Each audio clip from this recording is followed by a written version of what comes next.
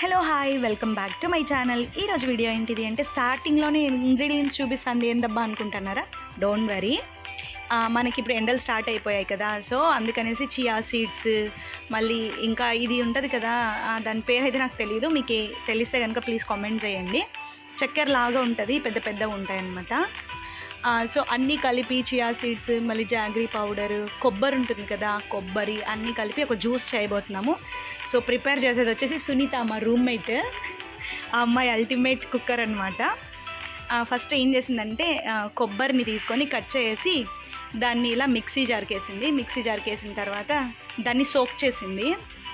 Soak చేసిన తర్వాత ఇంకా ఆ కొబ్బరి పాలు మాత్రమే తీసుకునేసి అందులో నైట్ నానబెట్టుకున్న చియా సీడ్స్, మళ్ళీ ఇంకా ఆ ఇంగ్రీడియంట్స్ అంతా కూడా నేను మీకు స్టార్టింగ్లోనే ఫోటో పెట్టాను.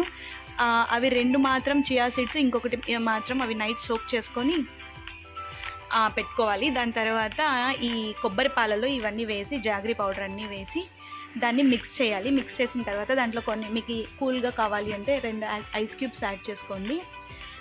అండ్ ఫైనలీ అవుట్పుట్ అయితే ఇలా ఉంటుంది. ఈ జ్యూస్ చాలా హెల్దీ అనమాట. ఎవరికైనా అల్సర్ ప్రాబ్లము అలాంటి ప్రాబ్లం ఉంటే కనుక ఈ జ్యూస్ చాలా అల్టిమేట్గా వర్కౌట్ అవుతుంది.